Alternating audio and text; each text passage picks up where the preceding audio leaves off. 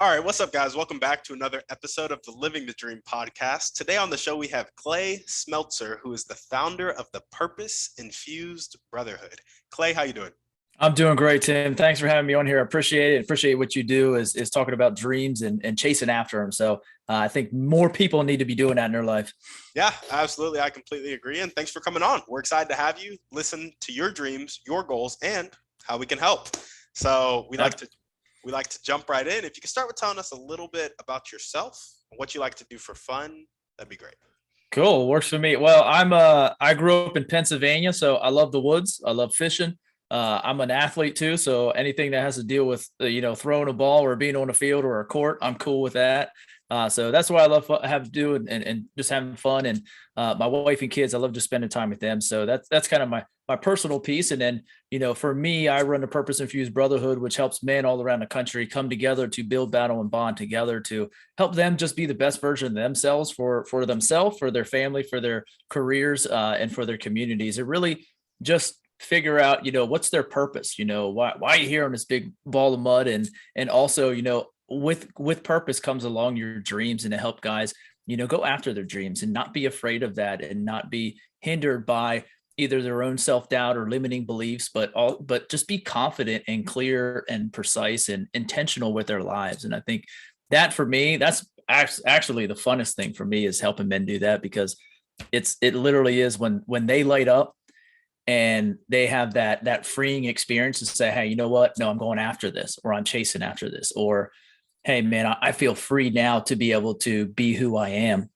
and not worry about what other people are saying or what society says. I think, to me, man, that lights my heart up. And that was one of my dreams growing up, is to be able to do that, is to impact people. So Absolutely. I love that. And so would you say that's your motivation for getting up every day, impacting people, or is there more to it? well, for me, my motivation is my purpose, and that's to own myself, love my story, and live with purpose every single day. And I had to go through my own journey to reveal that. It's always been inside of me, but I had to go through my own struggles. I had to go through that time. I think men change for two reasons, and people change for two. One, because there's this golden carrot out in front of them that is so great that you want to chase after it. Or number two, because things get that bad that you're like, something has to change. And for me, it was that they got so bad, something had to change. And that's where I really had to take a deep dive into myself, who I was, all the things that I was putting in my shadow and not dealing with. Those are the things that kept coming to the surface because I wasn't willing to step into those. And if I wasn't willing to step into those things so I could step up and lead my life, I wasn't going to lead the life that I would really wanted to lead. And those passions and purposes and dreams that I had inside of me were just going, that fire inside of you that I used to have dwindled down.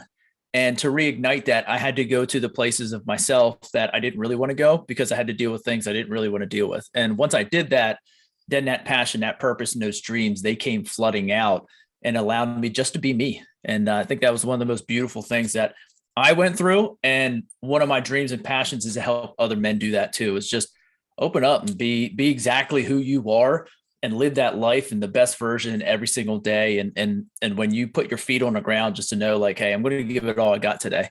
And I think that to me is the exciting thing about life every day. Yeah, absolutely. I love that. Tell us a bit more about, one, your story, some of the things you had to go through to come out on the other side and like heal and grow, but also why specifically you started Purpose Infused Brotherhood and what you guys do exactly. Gotcha. I'm going to go a little way back to my high school career. I played sports. I was an athlete. I got recruited to play football and baseball. I ended up choosing to go play baseball in college.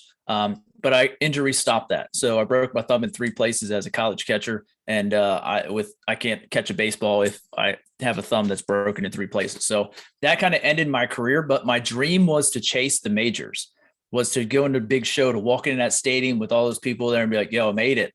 I'm like, yes, I did it. And so that was my dream. But when it was done, that left me with not knowing who I was. So therefore, that dream went away. And I didn't know who Clay Smeltzer was. Now, I was a college student. I'm also a teacher, along with running the Purpose Infused Brotherhood. I teach 7th grade math as well. So I was a college student, then I was a teacher, then I was a husband, then I was a father. I was all these things, but that fire inside of me, like I had when I was chasing the major leagues, was never there. And for me, it came to, I'm 40 now. I'll actually be 41 next month. But at 35 years old, so 5 years, almost 6 years ago, was the time where anxiety just took over. I allowed anxiety to take over my life.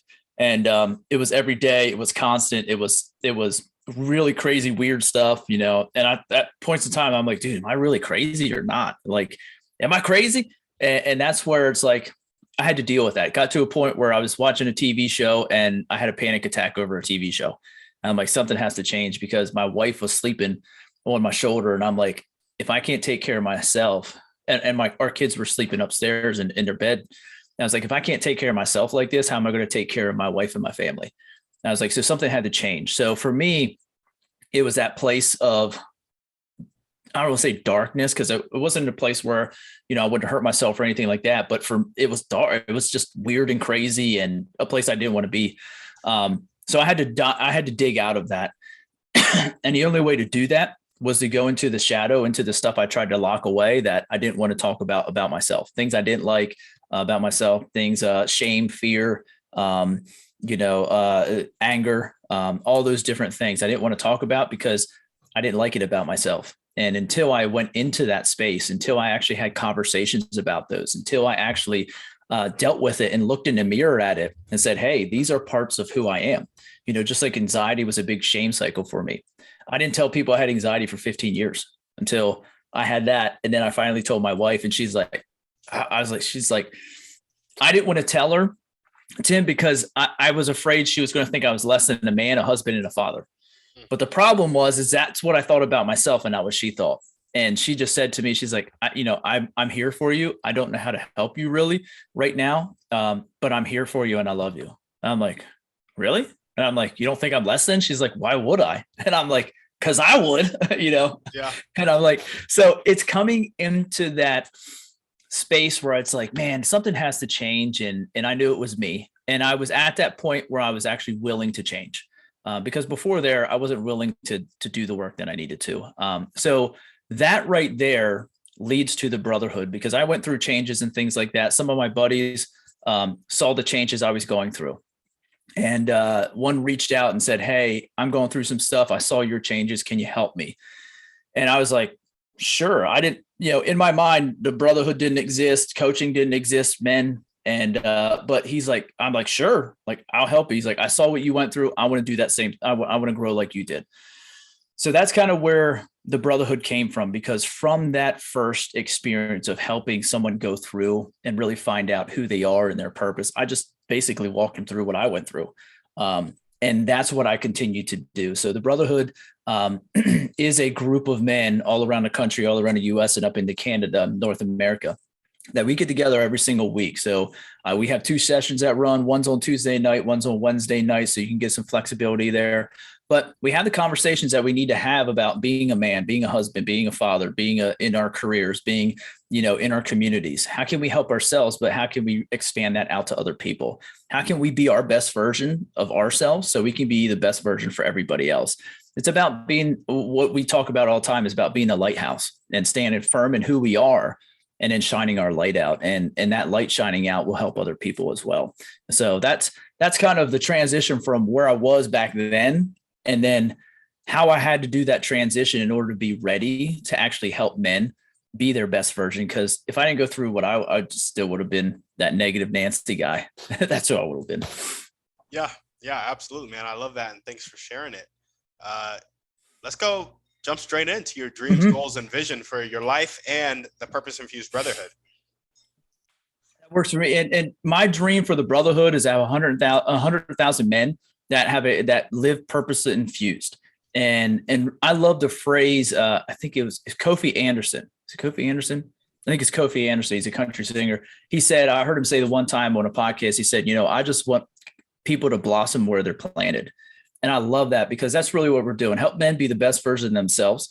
And 100,000 men, think about that. 100,000 men all around the country and all around the world who have done the work to be the best version of themselves, and then actually branch that out to their families, to their careers, to their communities, and blossom right where they're planted in their own communities. That is a ton of help. That is a ton, because when men get better, women get better. When women get better, men get better. When everybody gets better and we better ourselves, we better everybody around us. And that's the coolest thing about what we do and what we promote.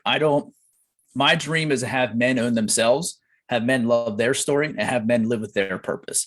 I'm not telling you who to be. Nobody in the brotherhood will tell you who to be or what you actually should do. We'll give suggestions. We'll do this. I have an initiation process that they go through. And what that is that we call it a Phoenix cycle. And it's a 3-phase piece. It burns down the old self, which deals with all the stuff we didn't want to. So we get rid of all the stuff. And from the ashes of that comes a new purpose infused man. And that's phase 2 and an initiation into the brotherhood. So it gives you an 8-step process that you can always use to burn down the old self and recreate that man that you really want to be. And it's a beautiful thing because we've all done it before. We all do it now. So one of my dreams and goals is to help 100,000 men do that and blossom where we're planted. And I mean, I have a ton of stuff in my head that I can't wait to do. And, you know, dads with their kids and families coming together. And, you know, one of the cool things is one of the dreams I had is to have a retreat for our guys. So we were able, with COVID and stuff, we weren't able to have it the prior year, but this year we had our first brotherhood retreat where we just came together and hung out. You know, we're around a campfire playing music. It was awesome. We went on this beautiful hike. We just hung out and enjoyed each other's company. So that's one of the things, but also stretching ourselves and pushing ourselves to be better men for ourselves, our families, and our communities too. So. Yeah, absolutely. I love that. And so I know you talked about that 8-step process, and I was going to ask you how, for the person out there that's listening to this podcast that is feeling stuck in their life, feeling some, mental health issues, and they don't know what their purpose is. How would you suggest they find their purpose? Is it those 8 steps? And if so, what are they? If you don't mind. No. That's fine with me. I love sharing it. And the 8 steps are a way to be able to start that process. For me, it was about an 8-month process to reveal my purpose. I also have another program where I work one-on-one with people. It's called the Purpose Revealer Program. And there's a lot of mixed messages about purpose. And one of the things that we hear is your purpose is what you do. And that's wrong. It's not what you do, it's who you are. And who you are just happens to be in what you do. Like for me, my purpose is own myself, love my story, and live with purpose. I just happen to do that as a men's coach. I happen to do that as a man, as a husband, as a father, as a teacher, as a baseball coach. Like I happen to do that and ingrain and infuse. And that's why it's Purpose Infused Brotherhood, because my purpose is infused in every single thing that I do. Why are we talking here? Because it helps me own myself, love my story, live with purpose, and it helps you and your listeners be able to do that too. That's why we're having the conversations, because it meets my 3. My life has become very simple, and I want men's lives to become very simple and clear in understanding that. So that 8-step process is a start to that. And in that 8-week process, so phase 1 is the first 2 weeks.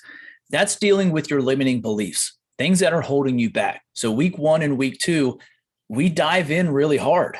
I ask you some tough questions. We really get in there, and it's lots of times it's things like, man, I don't really want to answer this. And I'm like, well, this program might not be for you then, because you don't want to answer the hard questions, but you have to go that. If you're telling me when I do initiation calls and just give people information and stuff, I tell them that. I said, this is going to be tough. The first 2 weeks, man, you got to lay it out on the table. And if you're not honest with yourselves, you won't really live and be the man that you really wanted to be. So we got to be honest. We got to be clear with ourselves. And that's the biggest thing. And when guys walk into that first 2 weeks, man, just the things that get shared, the things that come up for them, the limiting beliefs, the limiting thoughts that have held them back. And it's so cool because in that process, we literally are going to burn it down. And that's so cool. And I'll just give you one of the activities. And when I first did it, I thought it was like hokey. I'm like, this is stupid. This ain't going to do nothing. But I literally, one of the activities in the first 2 weeks that we do, action strategy, is they literally are going to burn what they're thinking and like light it on fire. I did it the first time, and it was like this emotional release. And I was like, wow. I was like, I did not expect that at all. And it was really cool. So just to see the guys' different reactions with it, it's really neat because there's so many different experiences that come out of it, because you're literally I was out at my fire pit out in the yard. I know what I wrote on that note. Like I know what I burnt. And I'm like, what it was a release that say, you know what, it's okay to shed those things. and not be that anymore. And that's what phase 1 is all about. Phase 2, week 3 to 6, is all about creating and putting in place that vision and that dream that you want to be living. Who do you want to be? How do you want to show up? What's your intention for the days? What's your dreams? What's your goals? What's your passions? And let's go after those. And in there is the 1 week, I forget, I think it's week 5, is what's your why? That's where we start talking about purpose. That's where we start developing. And that's the start of it.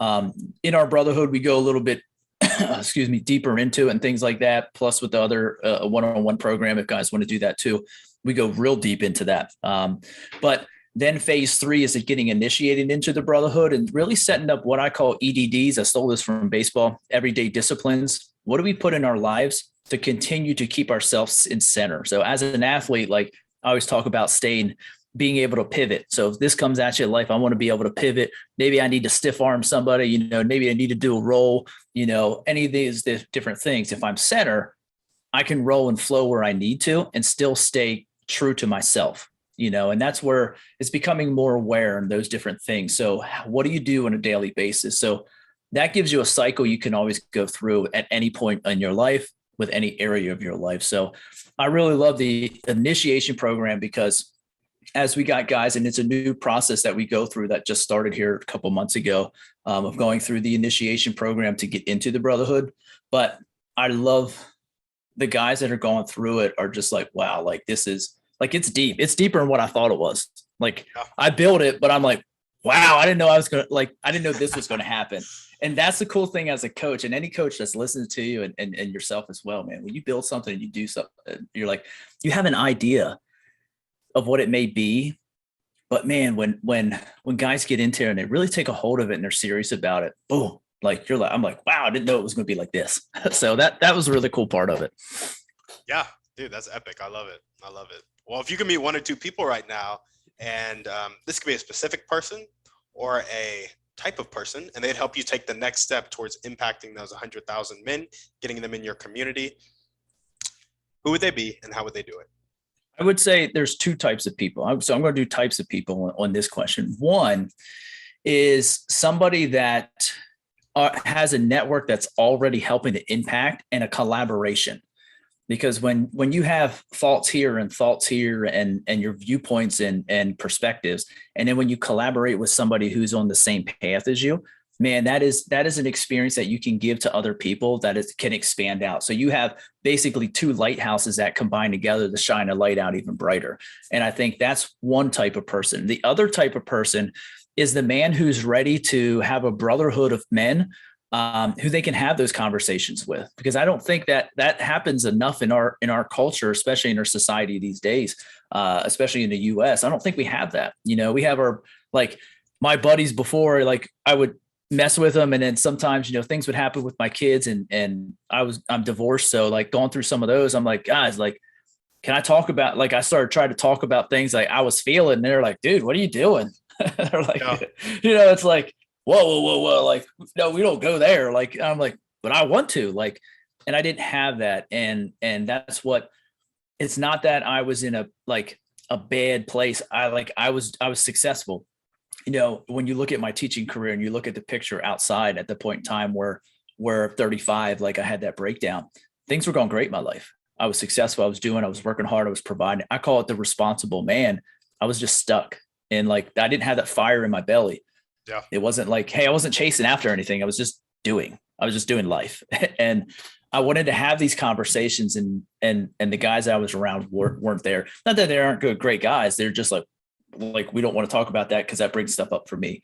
But so the second type of guy is the guy that is really ready to have those conversations, really ready to have to participate in the conversations that in our society nowadays, we have to have and we need to have to make this a better place and a better world, not only for us, but for those who come behind us as well. I love that. There we go. And is there any way that everyday people can help you further that goal? Absolutely. For me, it's just about sharing, and it's not only sharing your thoughts and your ideas, but it's really about taking ownership of yourself and just being you. One of the guys that participate in our brotherhood for a little bit, he's awesome, dude. His family motto is "You be you," And I'm like, dude, I'm stealing it, Anthony. I'm stealing it, man. And he's like, steal away. And that's really what we want to be. If any everyday person, I just want you to be you. I don't want you to be who society says or thinks you should be, or what the TV says, or what your parents or neighbors or friends or anybody else says. I want you just to be you, because the beautiful thing about humanity is we're all different. Like, and I think in our society, we've lost that. We've lost that idea of like, hey, we're all different. We all have our gifts. We all have our own specialties. Like, what is that? What makes you special? What makes you, where's your gift, and where's your zone of genius? And how can you shine your light out there so that you can help me, but we can help everybody else? And it's really just, so for the everyday person, it's just bringing to light the beautiful and the beautifulness about everybody's individualness. And that's, to me, what we can do the best. And that's what we promote in the Purpose Infused Brotherhood. There we go. I love it. Well, now we're going to jump into our Thriving 3. The first question is, what's your favorite book, movie, or podcast? Pick one. I'm going to say the book I'm reading right now, and that's The Happiness Factor. Oh, I totally forgot it. Oh, it's up on my island. It's the Happiness Factor, because I'm learning it right now. So that the book that I really love. And the cool thing is about happiness, one of the big things in there is it talks about success versus happiness. So does success come first and then that gets you happiness, or does happiness come first and then that gets you success? It's kind of like the chicken versus the egg, which one comes first? Yep. But really, when I'm looking at it, I've had my ideas like, as an athlete, like achieve this, like go back to my dream of making the major leagues. Like, would that make me happy? I don't know, but achieving that goal or that standard might not necessarily make me happy. It has to be, happiness is an inside job. It's not an outside job. And it's something that we have to work and decide and choose to be. So I've learned along the way, and this has really helped me clarify a lot of those different things about happiness, and what that really means for me and for those that I affect, because that's important to understand. Like, hey, if I'm happier, my brain works totally different than if I'm negative, and my brain works a totally different way. So that happiness factor is coming in. So I would say right now in this moment, that's my favorite book right now, because it's so incredibly relevant and real to me right now. Yeah, absolutely. I love it. And what's one way you like to take care of yourself? For me, and a lot of times, especially with men, we have this notion that as a man, if you put yourself first, you're selfish. I always heard this phrase. I was in business a long time ago, in my late 20s, with a group and a leadership team. The leaders would always say, you have to be selfish in order to be selfless. And I'm like, okay, cool. Sounds like a great phrase. I didn't get it at the time until I went through what I needed to. And then I'm like, wow, okay. Just like the air, like you hear it all the time. When the airplane, you got to put your oxygen mask on first before you help anybody else. The way I take care of myself is I put myself first. And the reason why I do that is to be selfish so I can be selfless. If I don't put myself first and make sure my cup is overflowing, and how do I do that? Well, I connect with what I call my spirituality. I connect with that. I meditate. I have my goals. I have my phrases I say to myself. I have the times I look in the mirror at myself and be like, dude, I love you, and all those different things. So reading, listening to people, having conversations like this is my time for me to be able to recharge my battery and keep my light shining. My goal is to overflow my cup all the time, not to have it deplete, then fill it back up, deplete, fill it back up, but to overflow it. And that overflow is what everybody else gets. Inside the cup is mine. And that took me a long time to learn, is that nobody puts in my cup or takes out of my cup, but man, you can have all the overflow that you want, and I'll keep that coming. So for me, one of those meditation, my morning routine and my evening routine are very important to me. That keeps me centered, and it gives me intention for my day. I really like that metaphor of overflowing your cup all the time. And people can overflow, but they can't like pour in or take out of your cup. And as a teacher, I was taught that they should take out of your give from your cup, give from your cup, give from your cup, give from your. But as I gave from my cup went down.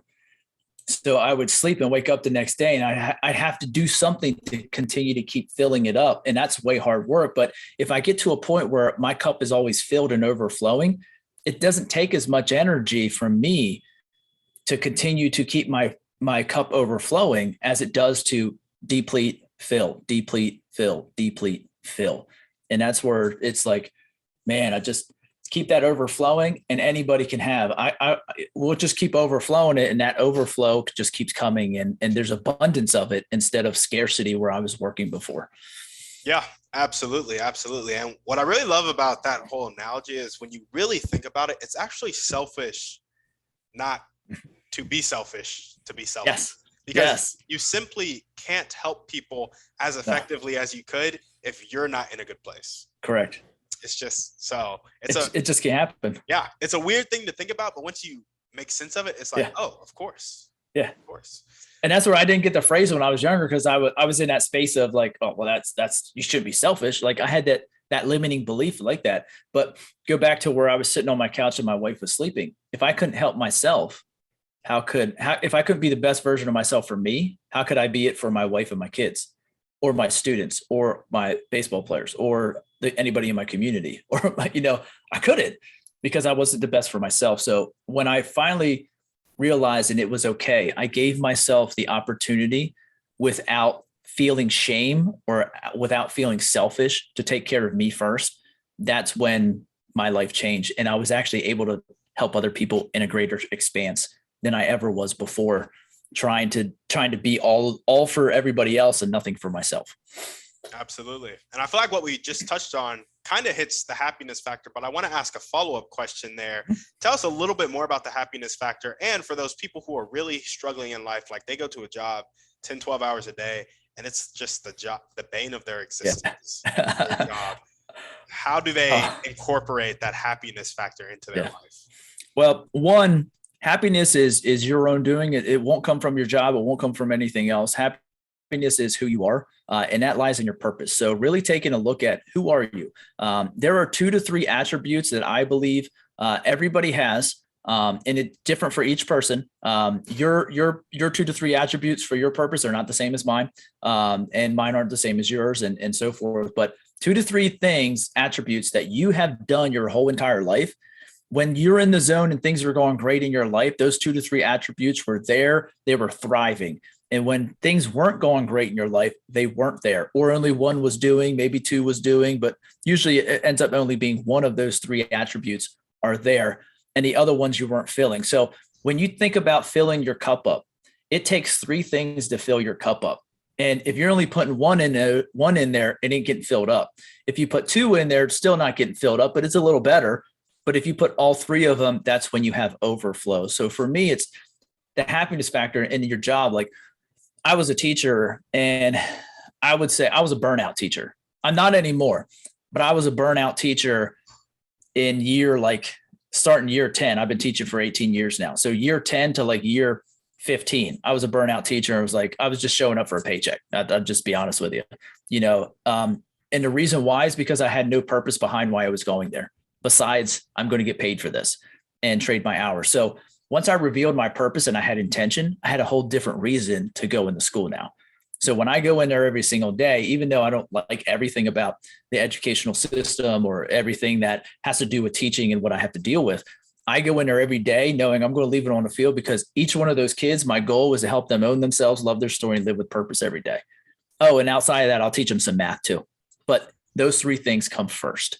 And when I do that, now I create people who are better to find out what their gifts are to live a life that they actually really want to live, instead of the one that they say I'm either trapped in or I'm either this is what said I was have to do, or just kind of roaming through and saying I don't really know what I want to do. And that's really my goal now.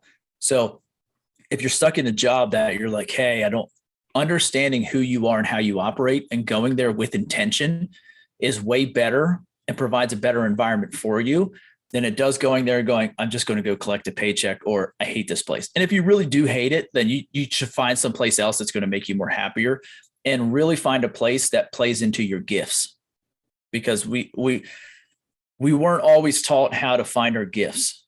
Like, what are you good at? And that's one of the big things about your dreams If you had a dream that you squandered before, take it up, like go back to it. Like I know a lot of people are like, hey, well, I had to go get a job. Well, I really wanted to do this with my life. Well, how can you incorporate that now? How can you get that fire back and go after it?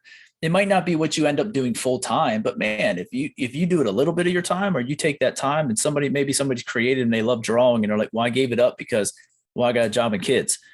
No, take the time, take an hour, schedule it in, take an hour out of your week and just sit there and draw or write or do whatever it is that you really love doing. Take that time for you, because when you take that time for you, it breaks up the monotony of all the stuff that happens in life. Yeah, absolutely. I love that. I love that. My follow-up question was going to be, what do we do when things don't align with our purpose, but we feel like we need them? Yeah. What? Wait, say that again. When things don't align with our purpose, but we feel like we need them. Yeah. That's some of the things in life you just have to do. You know what I mean? Yeah. Like paying my bills. I don't really think it aligns with my purpose, but I got to do it anyway. So, and that's, and that's where it comes along. Like with the Purpose Infused Brotherhood, there's some of the business side I'm really not a fan of, but in order for me to be able to help more people out, I have to have those things in place. So when it comes to things that don't necessarily, you have to find a way to understand the importance of it in your purpose and how that actually aligns into it. Because yes, that's the side piece, or like paying bills. How's that? It provides my family with this and these things, provides my family with warmth, with food, with a place that we can call home where love is built, so I go back on that. Love your story. My home, even though I have to pay the bills and I don't really want to, but the reason why we have our home is to create a loving environment for our kids where they feel safe, protected, that they can own themselves, love their story, and live their purpose and create that later on for themselves too. So that's where it comes back to some of the things that we don't really want. We can always find the good in all of those things. We just have to have that mindset to it. And that kind of goes with, you're going to a place you really don't like. And a job that's just, you're kind of like, oh, you're stressed out, you're overwhelmed, you're all those things. Like the work-life balance, that's the biggest problem I get with guys coming, hey, I got this work-life balance, I don't know how to balance it all. Like I'm stressed out, I'm overwhelmed, like I'm getting mad, I'm yelling at my kids all the time. I'm like, hey, let's go burn yourself down and create the new man that you really want to be and jump in that. Because what it does is it creates intention for your day instead of going through your day without intention. When we just wake up and run, we don't know, we're just running in circles. When we wake up and we have clear intention to own yourself, love your story, and live with purpose every day, and whatever it is for you and whatever it is for any of your listeners, whatever it is for you, knowing that allows you to go out with more intention, clarity, and simplicity in your life so you don't feel so overwhelmed. I love that. And what is one action step that you can take right now to get to your highest priority dream of helping that 100,000 people, or continue to take if you're already doing it? For me, it's right here with you. It's just connecting with people. That's my biggest thing. Leadership is relationships, and it's just building great relationships with people. To me, is the ultimate step that I can take, is to build that relationship with people. Let them know, like, hey, I care. Like, and I really want to see you be the best version of yourself so that you can live the life that you actually really want to live. Because listen, we got one shot at this thing called life. And I want men and everybody to really have that opportunity to live the life that they want to live, and not the one that they think is just, that's the one that's just for me. No.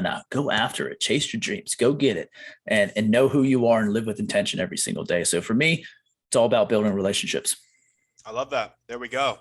I got one more thing I want you to reiterate, because you really touched on it in the beginning really quick, and it's usually our last question. Go. And then I'm going to ask you one more after that. Then we'll be done. So you know how there are people on the planet who really have that fixed mindset, aren't willing to accept help, aren't willing to accept change. And then sometimes they live their whole life like that. Sometimes they die like that. Other times they'll change to more of a growth mindset, willing to accept help, willing to accept change. In your opinion, what is the catalyst that causes that change? The catalyst that causes the change is either something is so great out in front of you, or something that the proverbial crap hits the fan. Something so bad you need to change. I believe, especially for men, Most of the men that we have talked with, that I've done work with one-on-one, but also in our brotherhood, I would say about 80% of them, it's when the crap hit the fan. That's when they're like, something has to change with me, because we get to the point where we play this tough guy and we try to handle it all of ourselves, and then we find out, like, you'll continue to get the lesson until you learn the lesson. The lesson I kept getting was, you can't do it all by yourself. And I kept trying to, and that kept falling flat on my face, and it's like, finally at 35 years old, I'm like, okay, I can't do this by myself. I need to reach out. I need to get help. I have to be the one to change. So did it have to get to the point where it was the crap hit the fan for me? No, but I allowed it to, because I was unwilling myself. I knew I needed to talk with other people. I knew what I needed to do. I just didn't take action on it. And to me, that's one of the things, is take action on it. It's either that carrot, that thing that's out front, that's so great. And so, like, major leagues was that for me.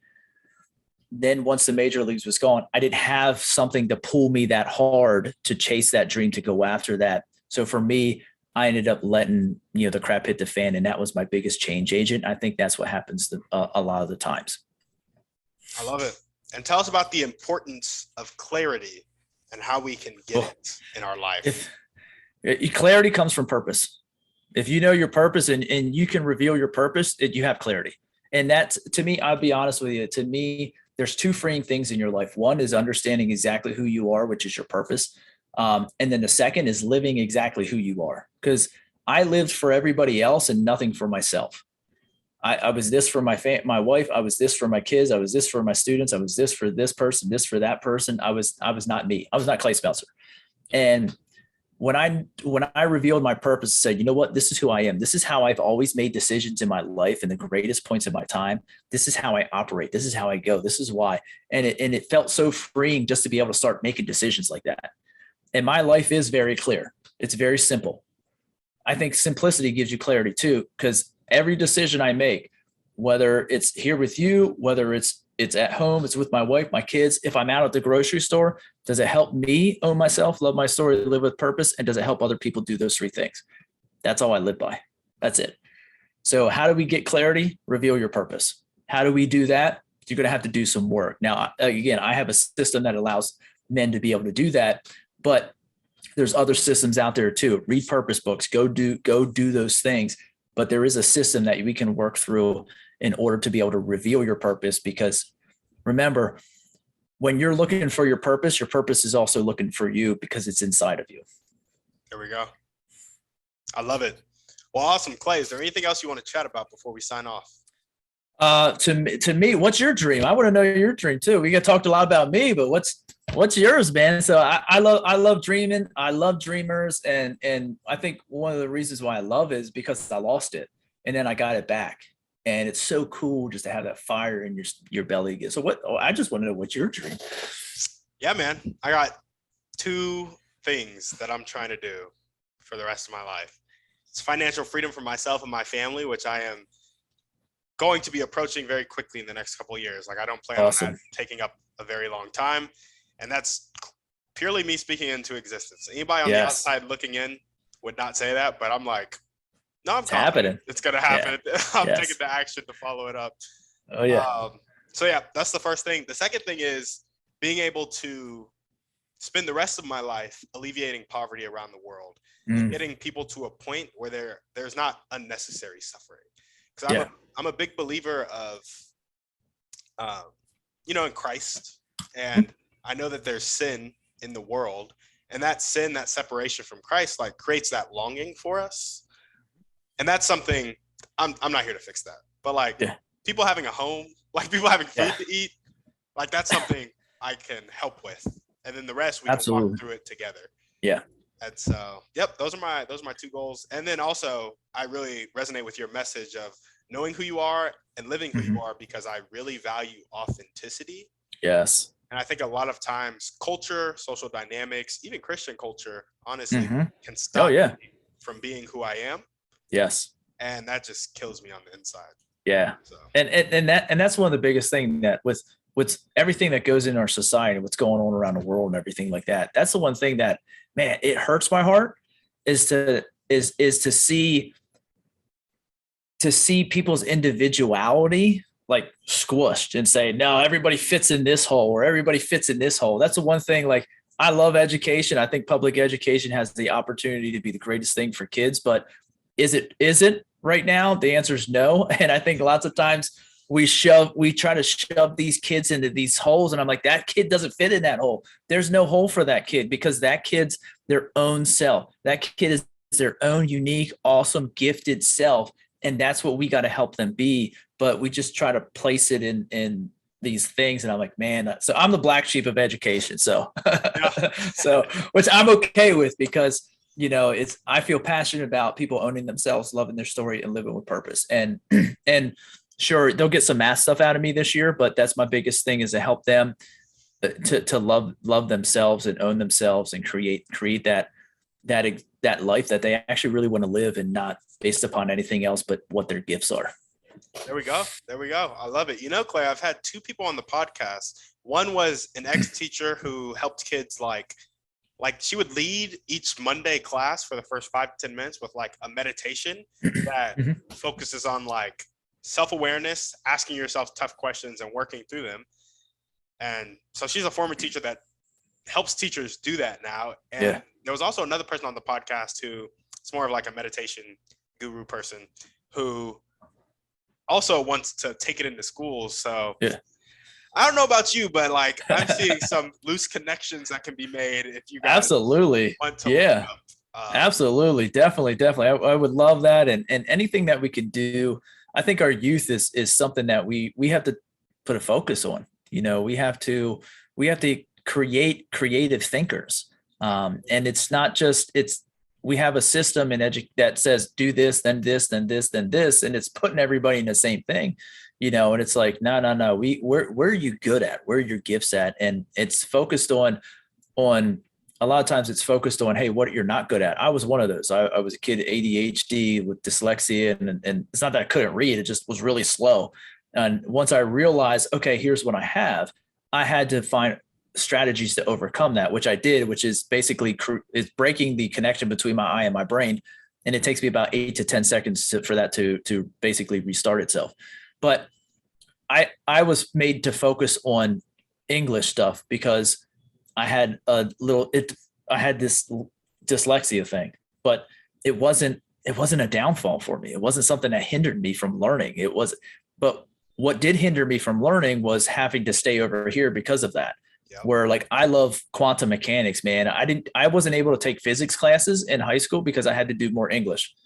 And I'm like, man, I could have been a rocket scientist or something like that, or shoot things into space or whatever. Like I could have done some pretty cool stuff, but you know, I've done awesome stuff and I love my life. But when I look at that, I was taken away from something that could have been a real strength for me because of my weakness. And we need to operate the other way around. What are your strengths? And a rising tide raises all ships. And when I enhance your strengths, I enhance all your weaknesses as well. They rise up as well. Absolutely. I couldn't agree more. The education could be like 4 hour, 5 hour, 6 hour podcast. You know, we could do that.